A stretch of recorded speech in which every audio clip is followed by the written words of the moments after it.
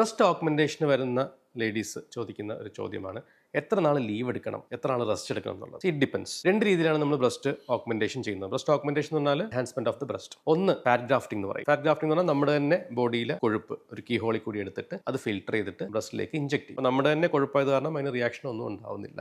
And ഒരു natural size increase കിട്ടും. Generally ഒരു 1-2 കപ്പ് സൈസ് വെച്ച് നമുക്ക് ബ്രസ്റ്റ് കൂട്ടാൻ പറ്റും. That is fat grafting. Next is silicone breast implant. നമ്മൾ നേരത്തെ വീഡിയോ ചെയ്തിട്ടുണ്ട് ഇതിനെപ്പറ്റി. അപ്പോൾ ഇത് സിലിക്കോൺ ഒരു ബ്രസ്റ്റ് ഇംപ്ലാന്റ് നമ്മൾ ചെറിയൊരു മുറിവിൽ കൂടി ഒരു കീ ഹോൾ പോലെ നമ്മൾ മാറിൻ്റെ അടിയിലേക്ക് വെക്കുകയാണ് ചെയ്യുന്നത്. അപ്പോൾ ഇത് രണ്ടാണെങ്കിലും യൂഷ്വലി ഇതിൻ്റെ recovery process is generally smooth. നമുക്ക് ഓപ്പറേഷൻ കഴിഞ്ഞ് അടുത്ത ദിവസം എഴുന്നേറ്റ് അടക്കാൻ പറ്റും. ബെഡ് റെസ്റ്റ് ആവശ്യമില്ല. എന്നാൽ കുറച്ച് നാളത്തേക്ക് ഒരു സോർനെസ് ഉണ്ടാവും. സോർനെസ് പറഞ്ഞാൽ നമ്മൾ ഇപ്പോൾ കമന്ന് കിടന്നാലോ അല്ലെങ്കിൽ ഇവിടെ ഒരു പ്രഷർ വന്നാലോ ഒരു വേദന പോലെ ഒരു ചതവ് പോലെയൊക്കെ തോന്നിയേക്കാം. പക്ഷേ എഴുന്നേറ്റ് അടക്കുന്നതിന് കുഴപ്പമൊന്നുമില്ല. നമ്മൾ ഇടുന്ന സ്റ്റിച്ചസും എല്ലാം അബ്സോർബ് ആയതുകൊണ്ട് തന്നെ സ്റ്റിച്ചസ് ഊരേണ്ട ആവശ്യമില്ല, ഓട്ടോമാറ്റിക്കലി ഡിസോൾവ് ആയി പോയിക്കോളും. Generally people are able to join അവരുടെ തിരിച്ച് ജോലിക്ക് അറൌണ്ട് ഒരു 1 വീക്ക് കൊണ്ട് തന്നെ തിരിച്ച് ജോയിൻ ചെയ്യാൻ പറ്റാറുണ്ട്. ഇവർ ചിലർ ഡെസ്ക് ജോബൊക്കെയാണ്, IT പ്രോസസ് ഒക്കെ ആണെങ്കിൽ അധികം നടക്കണ്ട, യാത്ര ചെയ്യണ്ട എന്നുള്ള ആൾക്കാരാണെങ്കിൽ ചിലപ്പോൾ ഒരു 3-4 ഡേയ്സ് കഴിഞ്ഞിട്ട് തന്നെ തിരിച്ച് ജോലിക്ക് ജോയിൻ ചെയ്യാറുണ്ട്. ഇത് വലിയൊരു നമ്മുടെ ജോലിനെ ബാധിക്കുന്ന പോലത്തെ ഒരു ബ്രേക്ക് എടുക്കുന്ന പോലത്തെ ഒരു സർജറി അല്ല ബ്രസ്റ്റ് ഓഗ്മെന്റേഷൻ.